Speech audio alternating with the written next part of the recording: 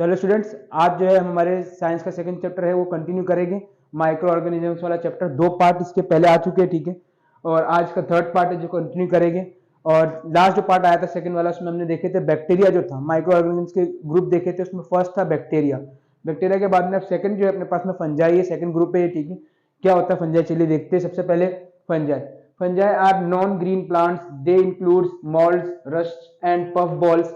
They have similarities with plants because of the presence of a cell wall, but they do not have chlorophyll and thus they cannot make their own food. The method of reproduction in fungi are budding and spore formation. Example: yeast, mold, mushroom, etc. तो देखिए क्या बोल रहे हैं यहाँ पर। ये सबसे पहली बात ये ध्यान रखना है आपको कि फंजाई जो है वो क्या है, नॉन ग्रीन प्लांट है। क्या है ये? नॉन ग्रीन प्लांट है ये यानी ग्रीन कलर के प्लांट नहीं होते, ये नॉन ग्रीन प्लांट है, ठीक है। इसके अंदर क्या क्या चीजें आती है यहाँ पर आपको दिया है, मोल्ड, रस्ट और पफ बॉल वगैरह आते हैं। लेकिन इनकी प्लांट से सिमिलरिटी जरूर होती है। इसके अंदर अगर आप देखेंगे तो क्या होता है कि सेल वॉल तो पाई जाती है, सेल वॉल तो इसके अंदर होता है, ठीक है। लेकिन इसके अंदर अगर आप देखोगे तो क्लोरोफिल नहीं होता है। और कई बार आप पढ़ते हो कि बड़ी क्लासों में भी अपने बड़ी क्लासों में जब आप जाओगे तो आप देखना इसके अंदर भी, और छोटी क्लासों में भी ये चीज ठीक है। क्लोरोफिल जो होता है यहाँ पर देखिए आप, क्लोरोफिल जो होता है, क्लोरोफिल की प्रेजेंस के अंदर ही कोई प्लांट हमें क्या है, ग्रीन कलर का दिखाई देता है। अगर क्लोरोफिल नहीं है तो प्लांट जो है वो ग्रीन कलर का दिखाई नहीं देगा। तो यहाँ पर पहली लाइन में आ गया था non green plant. Non green plant का मतलब ही क्या हो गया कि क्लोरोफिल इसमें प्रेजेंस ही नहीं है, क्लोरोफिल जो है उसमें नहीं है। तो सबसे पहली बात सिमिलरिटीज की बात कर लेते हो अगर आप, तो क्या होता है इसमें सेल वॉल पाई जाती है, ठीक है। लेकिन इसमें क्लोरोफिल नहीं होता है, ठीक है। क्लोरोफिल नहीं होने की वजह से ग्रीन कलर के भी नहीं होते हैं।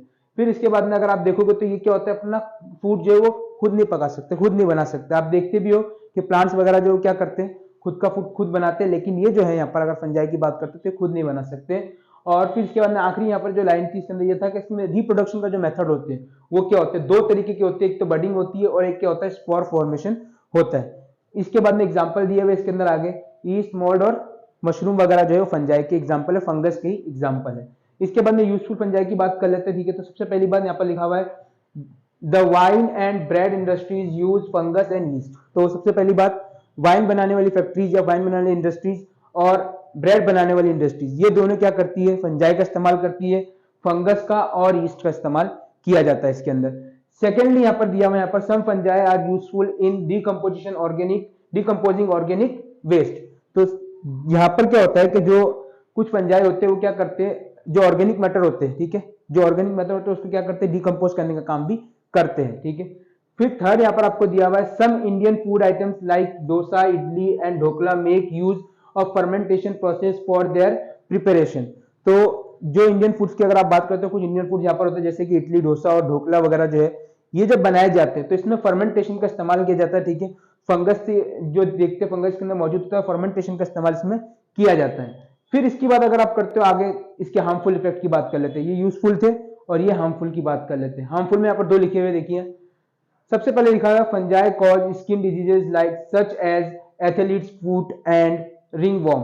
तो सबसे पहले अगर फंजाई की बात करते हो तो फंजाई की वजह से डिजीज हो सकता है आपको, कौन से, एथलीट्स फूट और जो है रिंगवॉर्म आपको हो सकते हैं। ये दो डिजीज आपको हो सकते हैं। इसके अलावा अगर आप बात करते हो तो फंजाई का क्या नुकसान और हो सकता है, fungi spoil food because of fermentation and make it unfit for consumption. तो जो फंजाई होता है वो क्या करता है, फूड को खराब भी कर सकता है, ठीक है। और इससे जो फूड खराब हो गया उसको आप या मैं जो है वो कंज्यूम नहीं कर सकते, वो कंज्यूम करने लायक नहीं होता है। तो ये आपका जो था आज फंजाई का टॉपिक था। सिंपली आपने पहले फंजाई के बारे में पढ़ लिया। मेन चीज आपको फंजाई में ये याद रखनी, नॉन ग्रीन प्लांट होते हैं। नॉन ग्रीन इसका मतलब ग्रीन कलर के नहीं होंगे, ग्रीन कलर के नहीं इसका मतलब क्लोरोफिल इसमें नहीं है, ठीक है। और ये खुद का फूड जो है, खुद का खाना जो है वो खुद नहीं बना सकते, ठीक है। रिप्रोडक्शन के दो मेथड इसके अंदर है, बडिंग और स्पोर फॉर्मेशन। इसके बाद में आपने देखी यूजफुल फंजाई, तीन यहाँ पर आपको बता दी इसकी यूजफुल थिंग जो थी। उसके बाद में लास्ट जो यहाँ पर आपने देखे इसके हार्मफुल इफेक्ट के बारे में था। तो होपफुली स्टूडेंट्स आपको समझ में आ गया होगा। Thank you.